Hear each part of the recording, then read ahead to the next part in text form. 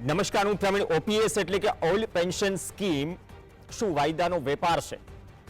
આ સવાલ છેલ્લા 5 વર્ષથી ઉઠી રહ્યો છે અને નવી પેન્શન સ્કીમ લાગુ થઈ ત્યારબાદથી સમય જતા સમજ આવી કે જૂની પેન્શન સ્કીમ સારી હતી. માત્ર આ 1-2 વિભાગનો પ્રશ્ન નથી, 26 વિભાગનો પ્રશ્ન છે અને ભૂતકાળમાં જ્યાં રાજ્ય સરકારો બદલાય ત્યાં ફરીથી જૂની પેન્શન સ્કીમ લાગુ પણ કરી દેવાય. તો ગુજરાતમાં પણ ઘણા લાંબા સમયથી અલગ અલગ સંઘ છે, અલગ અલગ સંઘના લોકો ગાંધીનગર પહોંચી રહ્યા છે. વાર તહેવારે જાન્યુઆરીમાં પણ પહોંચ્યા હતા, આજે પણ પહોંચ્યા અને જૂની પેન્શન સ્કીમ ફરીથી લાગુ કરવાની માંગ કહી રહ્યા છે. દ્રશ્યો પણ દેખાડો જે પરિસ્થિતિઓ છે. ઓલ પેન્શન સ્કીમ જે છે, પહેલી વખત આ પરિસ્થિતિઓ નથી, અગાઉ પણ ઉદ્ભવી ચૂકી છે અને નારાઓ લાગી ચૂક્યા છે. પણ ચૂંટણી પહેલા બેઠકો થાય, ચૂંટણી પછી બેઠકો થાય, આ મુદ્દાનો અંત હજુ આવ્યો નથી. તમામ દલીલો સરકાર તરફથી પણ દેવાઈ રહી છે. એવા પણ સવાલ થઈ રહ્યા છે કે અન્ય રાજ્યોમાં જો ફરીથી જૂની પેન્શન સ્કીમ પાછી લાવતા હોય તો પછી ગુજરાતમાં કેમ? 26 વિભાગોનો પ્રશ્ન છે. હવે આ તમામ વસ્તુઓ સાથે અલગ અલગ પરિસ્થિતિઓ બદલાય અને અલગ અલગ પરિસ્થિતિઓ બદલાય છતાંય શિક્ષકો છે, શિક્ષકો પોતાની માંગ પર અડગ છે. હવે આ માંગ શું છે એની વાત કરી લઈએ. કેમ કે જૂની અને નવી પેન્શન સ્કીમ છે તેની સામે સીધો સાદો ફરક તમે ગ્રાફિક્સના માધ્યમથી સમજી શકો છો. પગારમાંથી પૈસા કપાતા નથી ઓલ્ડ પેન્શન સ્કીમમાં. નવી પેન્શન સ્કીમમાં પગારમાંથી 10% કપાત થાય છે. એક તરફ સરકારી તિજોરીમાંથી ચૂકવાય છે, એટલે કે ઓલ્ડ પેન્શન સ્કીમ જે હતી, અને એનપીએસ જે છે શેર બજાર આધારિત છે. ઓપીએસમાં 20 લાખ રૂપિયા સુધીની ગ્રેજ્યુઇટી મળે છે અને એનપીએસમાં કેટલું પેન્શન મળશે તેની ખાતરી નથી, ચોક્કસ આંકડો નથી હોતો, લમસમ હોય છે આજકાલ શેર બજારની જેમ, કેમ કે ઇન્વેસ્ટમેન્ટ ત્યાં થઈ રહ્યા છે. નિધન બાદ પરિવારનો સભ્ય છે તેમને જૂની પેન્શન યોજના હિસાબથી પેન્શન મળે છે અને એનપીએસમાં જીપીએફની કોઈ સુવિધા નથી. ઓપીએસમાં દર 6 મહિને ડીએની જોગવાઈ છે, ડેલી અલાઉન્સ, અને એનપીએસમાં મોંઘવારી ભથ્થું લાગુ પડતું નથી. ઓપીએસમાં નવા પગાર પંચની રચના બાદ પેન્શનમાં સુધારો, એનપીએસમાં નવા પગાર પંચની કોઈ અસર લાગુ પડતી નથી. તો આ ફરક છે અને આ ભેદ સમય જતા કર્મચારીઓને સમજાયો.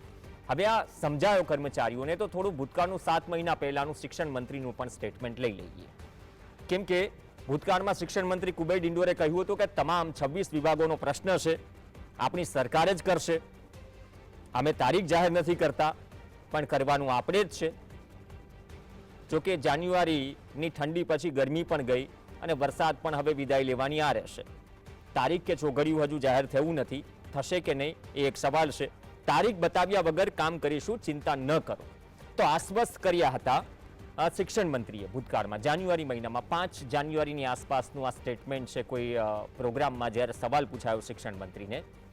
અને આ પહેલા પણ તમામ જે કર્મચારીઓ છે એ સીએમ અને શિક્ષણ મંત્રીને રજૂઆત પણ કરી ચૂક્યા છે. અને બીજી વાત એ છે કે સંઘનું કામ શું છે? સંઘનું કામ શું? રજૂઆત કરવાનું છે.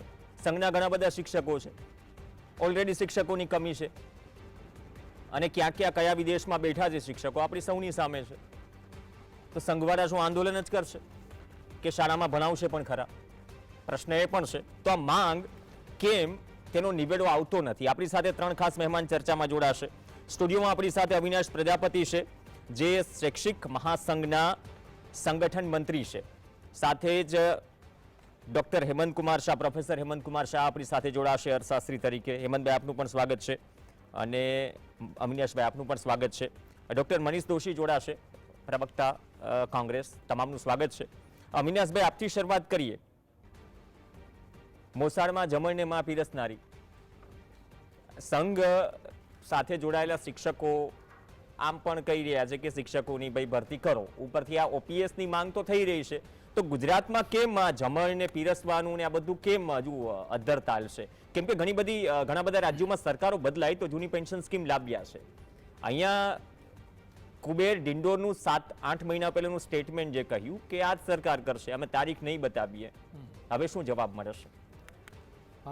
વિધાનસભાનું 2022માં ઇલેક્શન હતું, એ પહેલાં સરકારે જ્યારે સંયુક્ત મોરચાનું આંદોલન થયું ગાંધીનગર સત્યાગ્રહ છાવણી કક્ષાએ, ત્યારે સરકારે એક કમિટી બનાવી હતી. એ કમિટી દ્વારા શૈક્ષિક સંઘના હોદ્દેદારો અને સંયુક્ત કર્મચારીના હોદ્દેદારો એમની સાથે મિટિંગ થઈ અને બહુ લાંબી ચર્ચાઓ થઈ અને એ ચર્ચાઓની અંદર અમારા જે મુદ્દા હતા સરકારે સ્વીકાર્યા કે તમારા જે મુદ્દાઓ છે એ મુદ્દાઓને અમે સ્વીકારીએ છીએ, તમે આંદોલન પાછું ખેંચી લો. એના પછી ઘણા બધા મુદ્દાઓનું સરકારે પોઝિટિવલી એમને ઠરાવ સ્વરૂપે અમલ પણ કર્યો. પરંતુ એક મહત્ત્વનો મુદ્દો કહી શકાય કે 1/4/2005 પહેલાં જેમને નિમણૂક થઈ છે અને પોલિસી આવી 1/4/5 પછી, તો એમને ખરેખર હકદાર છે. તો એમને 1/4/5 પહેલાં જેમની નિમણૂક થઈ છે એમને જૂની પેન્શન યોજનાનો લાભ અમે આપીશું એવું 2022માં સરકારે સ્વીકાર્યું છે. જાહેર માધ્યમમાં પણ આપણે ટીવી માધ્યમમાં, સંચાર માધ્યમમાં, સરકારના જે પણ માધ્યમ છે એમાં જાહેરમાં બધાએ જોયું છે. તો આજે 2024 થયું, લગભગ 2 વર્ષ જેવો સમયગાળો થયો. એટલે ગળામાં હાડકું કેમ અટવાઈ ગયું છે? એ જ અમે તમને અંદાજો આવે છે? કેમ કે સંઘ સાથે જોડાયેલા જે પદાધિકારીઓ, શિક્ષકો છે, અવારનવાર રાજકીય સંપર્કોમાં તો હોય છે, એટલે જે અંદર ખાને જે તમને વાવડ મળે છે, ઓન રેકોર્ડ તો બહુ ઓછા કહે છે કે તકલીફ ક્યાં છે. હવે ગણગણાટ જે થાય છે, ગણગણાટ ખરેખર છે શું? હવે સરકાર સાથે અમે શૈક્ષિક મહાસંઘના હોદ્દેદારો અવારનવાર સરકાર સાથે મુલાકાત કરતા હોય છે અને આની ચર્ચા થતી હોય છે. પણ હવે કયા કારણથી એ કામ અટક્યું છે, વચ્ચે પરિપત્ર સ્વરૂપે માહિતી પણ મંગાવવામાં હતી અલગ અલગ વિભાગોમાં કે 1/4/2005 પહેલાં જે નિમણૂક થયા છે એની માહિતી એકત્રિત કરવા માટે પરિપત્રો થયા. એ પરિપત્રોનું સંકલન પણ થયું, પરંતુ ઠરાવ કેમ નથી થયો એ હજી સુધી કોઈ નક્કર માહિતી અમને મળી નથી.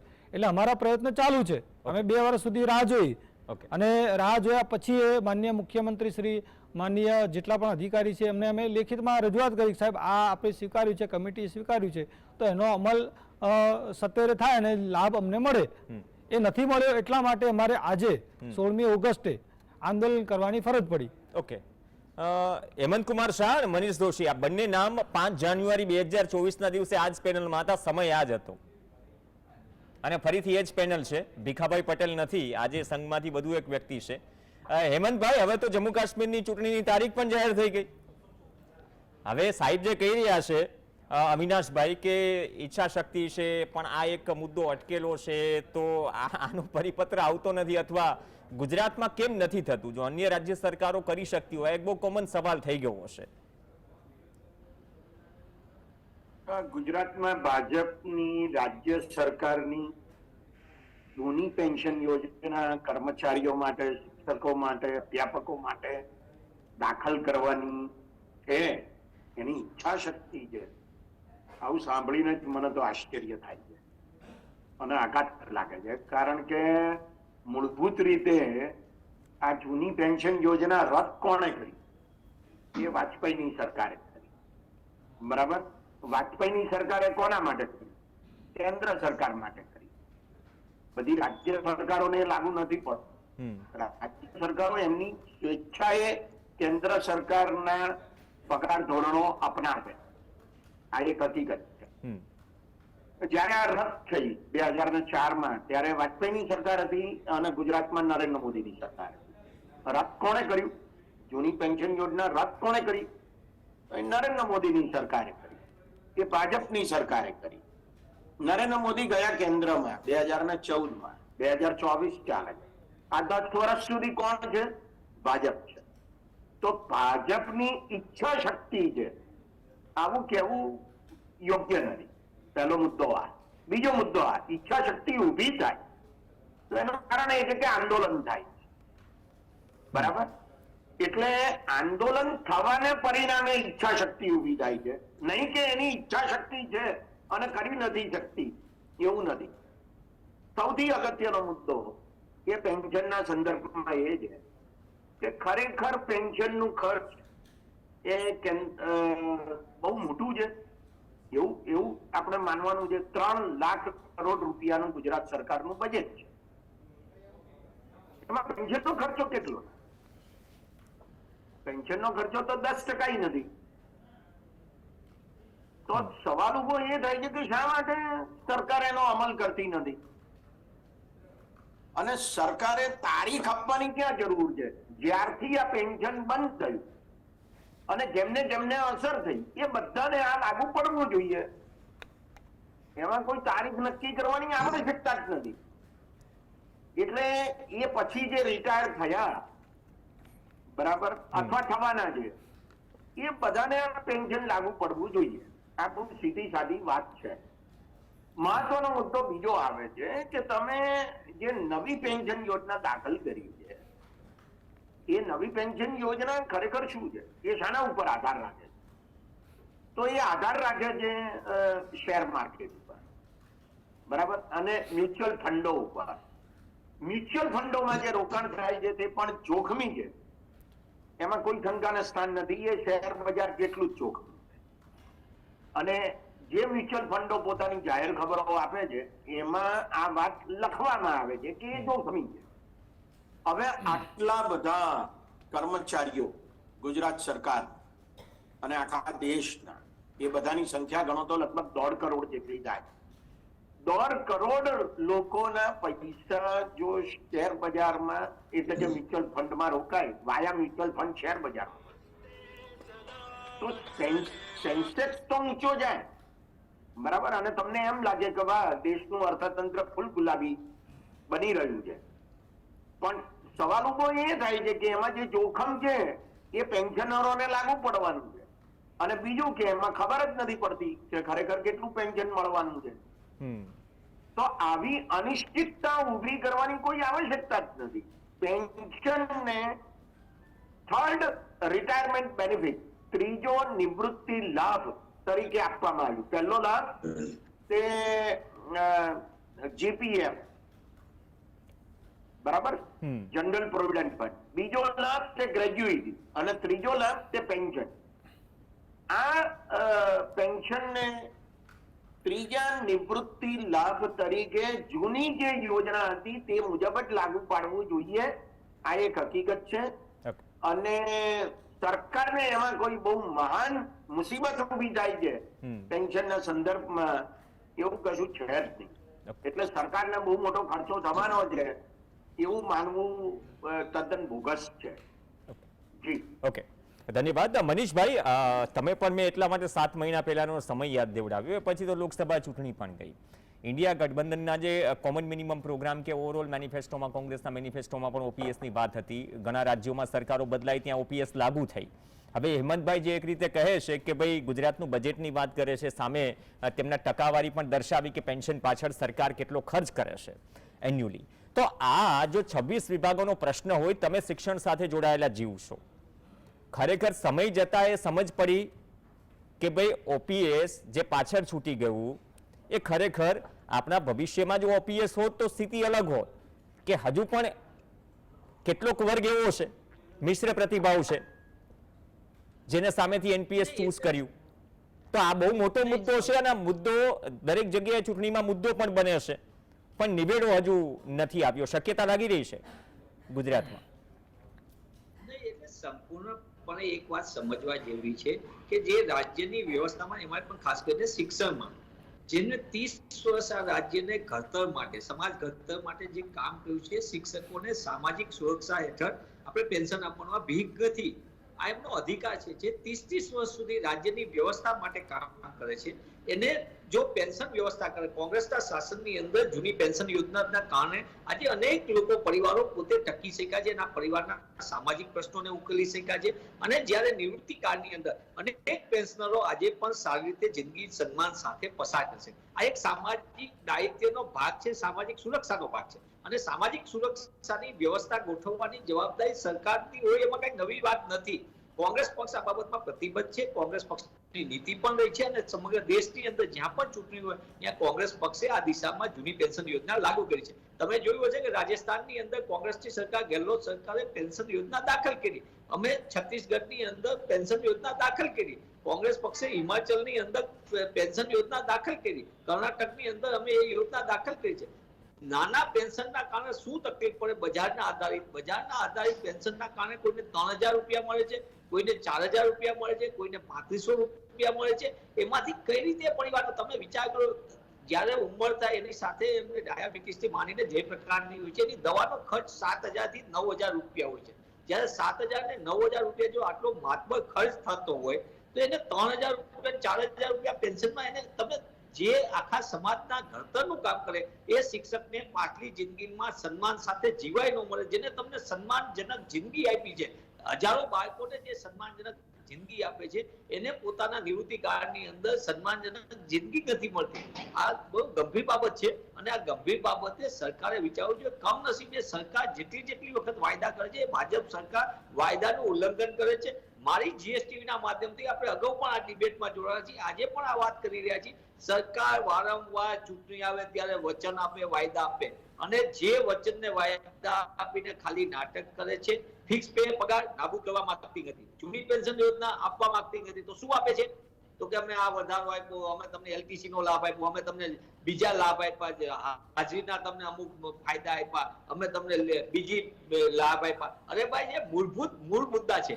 કર્મચારી મંડળોએ જ્યારે રજૂઆત કરી ત્યારે સરકાર સમક્ષ બે મુખ્ય મુદ્દા, એક તો ફિક્સ પે યોજના નાબૂદ કરવાની અને જૂની પેન્શન યોજના દાખલ કરવાની. ફિક્સ પે માટેની સરકાર 12 વર્ષથી સુપ્રીમ કોર્ટમાં ગુજરાતના યુવાનોની સામે જઈને નામદાર ડિવિઝન બેન્ચે ફિક્સ પે ને શોષણવાળી પદ્ધતિ, આ પદ્ધતિ ન કરી શકાય, સરકારે ગેરકાનૂની ગેરબંધારણીય છે, આવું ડિવિઝન બેન્ચે ચુકાદો. મનીષભાઈ, તમે ફિક્સ પે વાળો મુદ્દો, મનીષભાઈ આ ફિક્સ પે વાળો મુદ્દાનો ઉલ્લેખ કર્યો. ખાલી સિમ્પલ એક સામાન્ય સવાલ એ છે કે જ્યારે કોઈ નવી વસ્તુ છે, શાંત પાણીમાં એક પથ્થર નાખીને ટેસ્ટ એન્ડ ટ્રાયલ કરવામાં આવે કે એનું રિએક્શન શું આવે છે. ગુજરાતમાં જ્યારે ફિક્સેશન આવ્યું ત્યારે એ સમય જતા ઓપીએસની જેમ સમજાયું અથવા આંદોલન હજુ પણ થઈ રહ્યા છે, મુદ્દો અટકેલો છે. એ જ રીતે એનપીએસ વાળું છે, સમય જતા સમજાયું તો એક વખત સ્વીકાર્ય થઈ ગઈ અથવા તો લાગુ થઈ ગઈ એ સિસ્ટમ બદલવામાં માત્ર રાજકીય ઈચ્છા શક્તિ જ પૂરતી છે અથવા તો જ્યાં મતનું નુકસાન દેખાય, અક્રોસ ધ પોલિટિકલ પાર્ટીઝની વાત કરી રહ્યા છીએ કે જ્યાં તમને નંબર્સમાં નુકસાની દેખાય તો નાક દબાય છે, તો તમે સાંભળો છો અને બુલંદ સ્ટેટમેન્ટ આપો છો કે ના, વી કેન ડુ ઇટ. નહીં. આખી સમગ્ર ઘટનામાં સમજવા જેવું છે પ્રવીણભાઈ. જીએસટી ના માધ્યમથી સૌથી જવાબદારી ભાજપા સરકારની નીતિને નિયત કર્મચારી વિરોધી છે. કર્મચારી આગળથી કામ લેવું છે અને કર્મયોગીનું નામ આપવું છે, પણ એને કર્મયોગીને સન્માન નથી આપવું. કર્મયોગી નામ આપવું છે કર્મચારી, પણ કર્મયોગીઓને એનું વેતન નથી આપવું. તમારે કર્મચારીને કર્મયોગી બનાવવા છે પણ એને મળવાપાત્ર લાભો નથી આપવા. આ માનસિકતા બહુ સ્પષ્ટપણે ભાજપની તમામ બાબત પાસે છે. દુઃખની વાત એ છે કે જૂની પેન્શન યોજના એ કર્મચારીઓના માન સન્માન સાથે નિવૃત્તિ પછી એને સામાજિક સુરક્ષા છે. આ કોઈ ઉપકાર નથી, ભીખ નથી, આ એનો અધિકાર છે. અને એના માટે કોંગ્રેસ પક્ષે 2022માં અગાઉ પણ અમે બહુ સ્પષ્ટપણે છે, અખિલ ભારતીય કોંગ્રેસ સમિતિ, અમારા રાષ્ટ્રીય નેતા સન્માનીય રાહુલજી પણ જાહેર મંચ ઉપરથી કહી ચૂક્યા છીએ અને અમે પ્રતિબદ્ધ છીએ. જ્યાં કોંગ્રેસની સરકાર અહીંયા જૂની પેન્શન યોજના અમે લાગુ કરી અને અમે સાબિત કરી એનું જ ઉદાહરણ વાત છે કે 25 વર્ષથી કામ કરતી ભારતીય જનતા પાર્ટીની ભ્રષ્ટ સરકારને કરોડો રૂપિયા જાહેરાતમાં વાપરવામાં, ગુલામી પિક્ચર દેખાવા માટે વાપરી શકે છે, ખર્ચી શકે છે સરકારી ચીજોમાં. પણ જે જાહેરાતો સિવાય શિક્ષણનો પાયો મજબૂત કરવા અથવા તો શિક્ષકનું ભવિષ્ય મજબૂત કરવા કેમ નથી વપરાતા, તમારો વેલિડ પોઈન્ટ છે અને આ પોઈન્ટથી કદાચ સહમત હશે જ અવિનાશભાઈ. જે મનીષભાઈ કે અવિનાશભાઈ, એક છે ને સ્વીકારી લીધું ફિક્સેશન, ઓલું આપણે એક છે કહેવત છે ગુજરાતીમાં, ઘર કરી ગયા. એટલે પહેલા ફિક્સેશન ઘર કરી ગયું, પછી એનપીએસ ઘર કરી ગયું. એટલે હવે સ્વીકારી લીધું, લાંબા સમય સુધી સિસ્ટમમાં આવી જાય પછી માનો છો કે કોઈ એવું આંદોલન ન થાય અથવા સતત માંગ ન કરો તો પછી એનો નિવેડો નથી આવતો. કેમ કે ભૂતકાળની જે ટાઈમલાઈન છે, અત્યાર સુધીના અનુભવો છે તો એ જ પ્રકારના છે જે હેમંતભાઈએ વાત કરી, તમે પણ વાત કરી, તમે 2019થી વાત કરી રહ્યા છો કે સતત. અવિનાશભાઈ જી, આ યોજના જ્યારે અમલમાં આવી ત્યારે અખિલ ભારતીય રાષ્ટ્રીય શૈક્ષિક મહાસંઘ અસ્તિત્વમાં ન હતું. 2019માં અસ્તિત્વમાં આવ્યું. ત્યારબાદ અમુક જે અસરો દેખાવા માંડી. દાખલા તરીકે 15 વર્ષ પછી શિક્ષક નિવૃત્ત થાય, કર્મચારી નિવૃત્ત થાય, ત્યારે એમને જે પેન્શનની રકમ મળી એના ઉપરથી ખબર પડી કે આ એનપીએસ યોજના છે એ કર્મચારીના હિત માટે હિતકારી નથી. એટલે એમને બહુ નુકસાન જાય છે, કારણ કે શેર બજાર આધારિત નાણાં એમને મળતા હોય છે. એટલે શૈક્ષિક સંઘની અંદર અમુક જિલ્લાઓમાંથી રજૂઆત થઈ કે આ યોજનાના આવા પરિણામો મળી રહ્યા છે, તો આપણી જે જૂની પેન્શન યોજના હતી એને ફરીથી લાગુ કરવામાં આવે તો પહેલા જે કર્મચારીઓને લાભ મળતા હતા જે કહ્યું છે ને કુબેર ડિંડોરનું સ્ટેટમેન્ટ યાદ અપાવું, આ જ સરકાર કરશે, અમે તારીખ જાહેર નથી કરતા પણ કરવાનું આપણે જ છે. એટલે જવાબ આજ મળે છે હજુ 8 મહિના પછી. 2 વર્ષ થઈ ગયા છે એટલે કર્મચારીઓની અંદર અસંતોષ વ્યાપ્યો છે. એ લેખિત સ્વરૂપે રજૂઆતો કરતા હોય છે કે આનું કેમ હજી સુધી અમલ થયું નથી.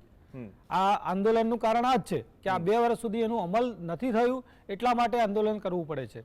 સરકારે ઘણી બધી માંગણીઓ સ્વીકારી છે, પણ મહત્વની આ જે માંગણી છે કે જે ખરેખર મળવા પાત્ર છે. આ તમારી પહેલા નંબરની માંગ હતી?